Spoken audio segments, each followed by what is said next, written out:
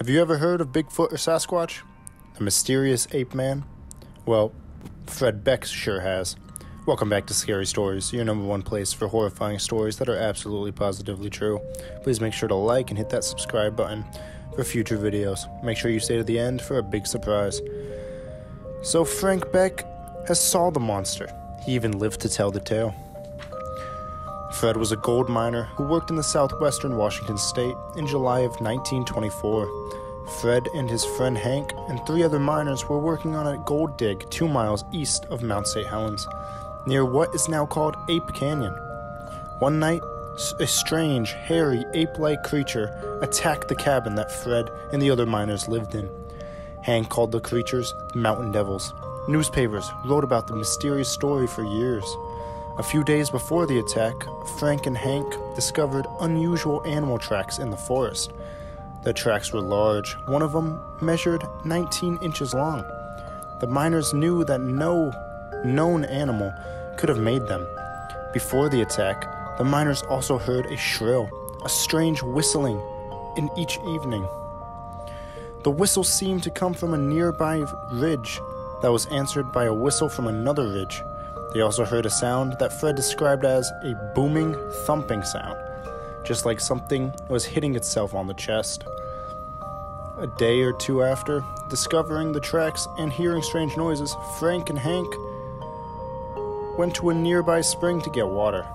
They took their rifles as protection. At the spring, they saw a hairy creature standing about 300 feet away. Fred judged the creature to be about 7 feet tall with blackish brown hair.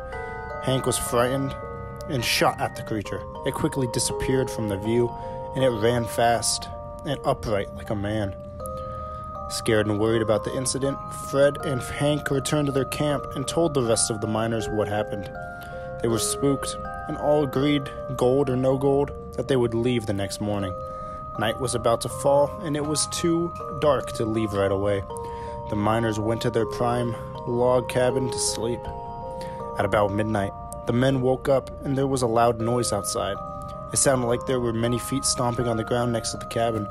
Something strong and heavy pounded against the cabin wall. The pounding was so fierce that some of the thinking that mud had been placed between the pine logs to seal them together had broken loose. The miners were able to see outside of the spaces where the chinking had broken away. Fred saw 3 giant hairy creatures, but it sounded like there were many more. The creatures threw stones at the cabin. Some of them threw rocks that fell down the chimney. The miners fired their rifles at the ceiling when they heard the creatures on the roof. A creature tried to break down the cabin door, slamming its heavy body against it. The terrified miners had to brace the door with a log to keep it from collapsing. One creature reached a long, strong, hairy arm through the cabin and grabbed one of the miners' axes by the handle. Before a thing could pull the axe out through, Fred turned the head of the axes so that it caught onto the logs. Hank shot at the creatures, and it let go of the axe handle. "If you leave us alone, we'll leave you alone," Hank shouted, truly scared. "And we go home in the morning, all of us." The attack just before daybreak, when it was light enough to see, the miners slowly emerged from the wrecking cabin. Fred saw one of the ape-like creatures standing about 80 yards away, near the edge of the canyon. He shot at it 3 times. The creature toppled over the cliff and fell down into the 400-feet gorge. "We need to leave as soon as possible and forget our supplies," Hank said. "It's better to lose them than lose our lives." The fellow miners agreed, and they left over $200 in supplies behind. They piled into their truck and left. Fred persuaded his friends not to tell anybody about the attack. He thought that nobody would believe such a fantastic story. The miners made a pact to keep quiet about what happened. When the miners reached the ranger station at the edge of the forest, Hank forgot about his promise to Fred and told the ranger about everything.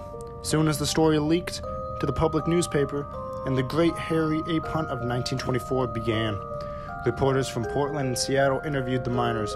Many people came to Mt.St.Helen area looking for the Great Hairy Apes, or as they like to call it, the Mountain Devils. After the attack, Fred returned to the cabin with 2 reporters and a police detective. They found a large track and took photographs of it. but Fred could not find the creature that had fallen into the gorge. None of the other creatures were ever seen either. Since 1924, sightings of strange ape-like animals have been reported in Canada, Washington, Oregon, and Northern California.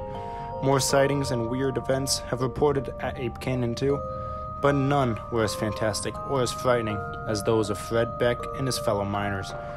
Please like the video, comment what you want to see next, and we will see you in the next one. Thank you, and goodbye.